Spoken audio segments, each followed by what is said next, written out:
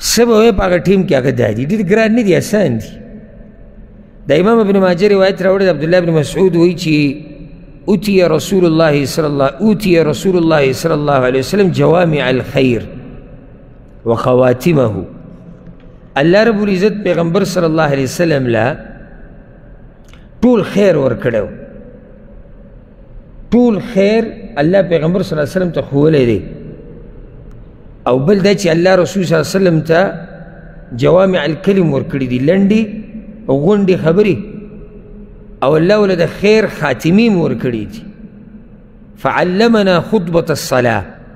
رسول صلی اللہ علیہ وسلم منگتا دا منزا خطبہ مخولی دا عبداللہ بن مسعود وخطبة الحاجة او دا حاجت خطبہ سا حاجت راشی و پایٹنگ کی دا غین مخ کی طرف دا خطبہ وے نو دا نکام یو حاجت تے گنا وخطبة الحاجة او دا حاجت خطبہ دا یاد ہے کوس دیر آسان دا اس گران دا خدا منگتا سوک نخی زکی چی خلق ویروی دا خو بطول معاشر مولیان شی کما تیورزی وکسویل پاکستان کی پروگرام کی رسر ناسو یار ما توی چی دا عوام دیرا پسی طول مولیان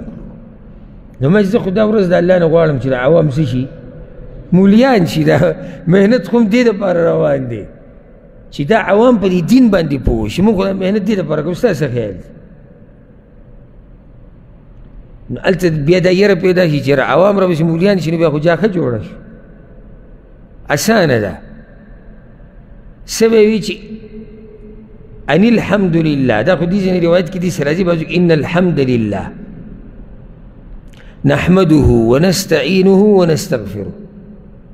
ونعوذ بالله من شرور أنفسنا ومن سيئات أعمالنا دا تاسو په مخه د خطیبانو نه اورئ کنه دا که خطبه ده من يهده الله فلا مضل له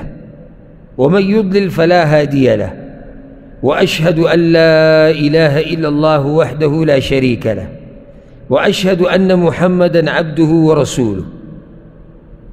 ثم تصل خطبتك بثلاث آيات من كتاب الله دا بوسرنه یادی دا یادول ندی منسکی دا خبره ده او گوره چی علم دا سرنی سره صبح تیاره کی لکه اوزی تا توی بچی دا سر کرخه کی چی سری دا یاده تو بگو منسکی دام یاد کی سباله اوزی کی تا خطبت الحاجه وی یا دا جمعی خطبه کی او دا دیوی چی واشهد ان محمدا عبده ورسوله ثم تصل خطبتك بثلاث آيات من كتاب الله دا خو خبره ده عبداللہ بن مسعود چی رسول صلی اللہ علیہ وسلم منگتا ہوئے چی کل دیزی پوری ہوئے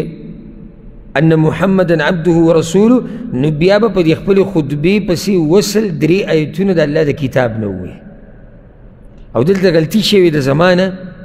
پا کار داوت چی دا خبر پا طور رنگ سروے کنا سور کی دا نو پا کار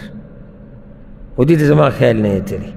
اگا آیتون کم یودی اولنی آیت سورة العمران کی دی يا أيها الذين آمنوا اتقوا الله حق تقاته ولا تموتن إلا وأنتم مسلمون دویم آیت سورة النساء أولنی آیت يا أيها الناس اتقوا ربكم الذي خلقكم من نفس واحدة وخلق منها زوجها وبث منهما رجالا كثيرا ونساء واتقوا الله الذي تساءلون به والأرحام إن الله كان عليكم رقيبا دريم آيات سورة الأحزاب يو أو يا نمبر آيات يا أيها الذين آمنوا اتقوا الله وقولوا قولا سديدا بس دا گران دی آسان دی آسان دی پا ما خیمانگ دی جمعی با خطبو کی مکسر ہو علماء چی اکثر تقریرون شروع کی اگینا محکم داو دی تا خطبت الحاجة ہو چی دائی دی ہوئی بس دینا بعد بیا یعنی کم دا ایجاب و قبول خبر دا نکاغ و کم اس خبر ختم شو